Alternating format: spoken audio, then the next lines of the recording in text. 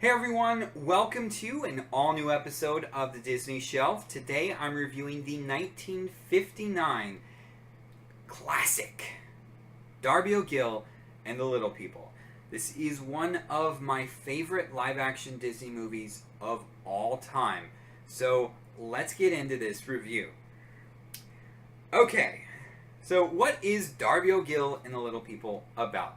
Well, Albert Sharp stars as Darby O'Gill, who he works for this lord on this lord's estate, and his job is to basically, do the gardening and do housework and keep everything looking good.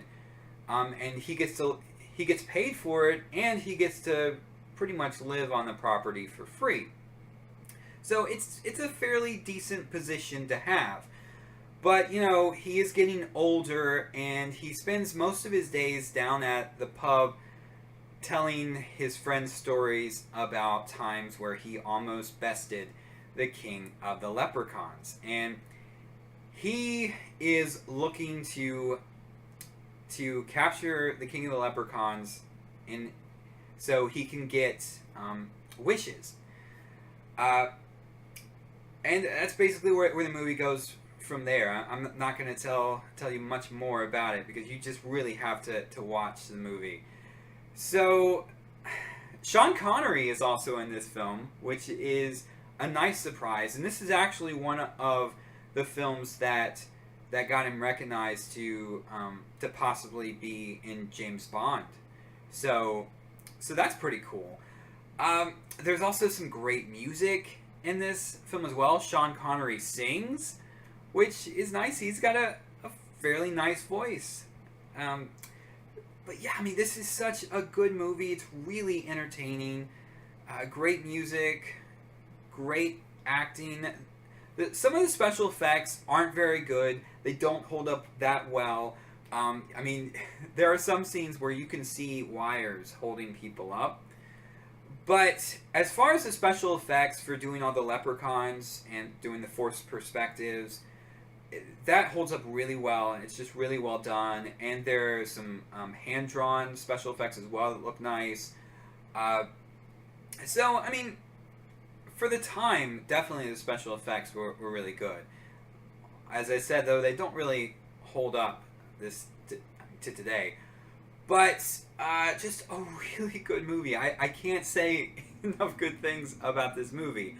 The movie was directed by Robert Stevenson, who went on to direct numerous Disney live-action movies such as Kidnapped, The Shaggy Dog, Old Yeller, the sequel to that.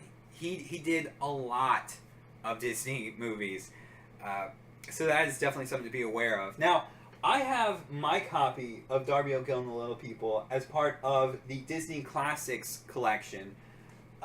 This has 4 different movies: Darby O'Gill, The No-Mobile, the one and only genuine original family band, and another one of my personal favorites, The Happiest Millionaire.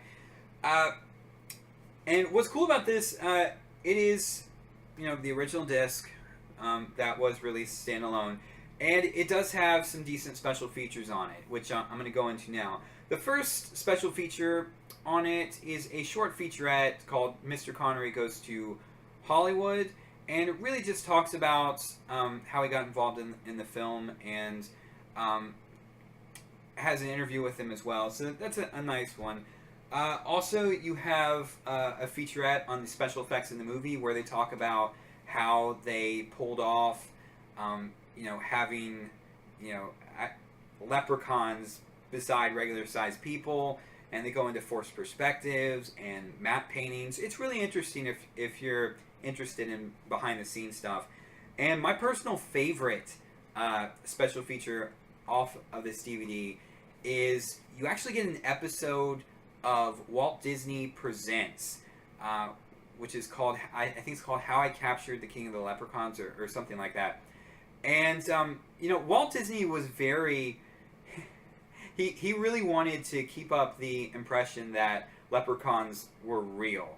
At the beginning of the movie, Walt Disney even thanks the King of the Leprechauns for being in this film. So, in this episode of Walt Disney Presents, It's actually Walt Disney going out with Albert Sharp to find the King of the Leprechauns and convince him to be in the movie.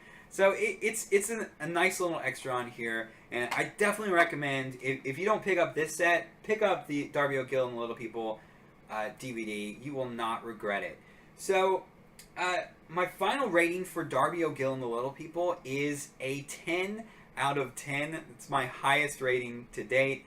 It's just a great family film with some good acting, some nice music as well, but most importantly, it's an entertaining film for the whole family.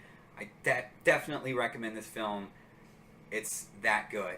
Alright guys, tune in to the next episode of The Disney Shelf when I review the new Disney classic, Big Hero 6.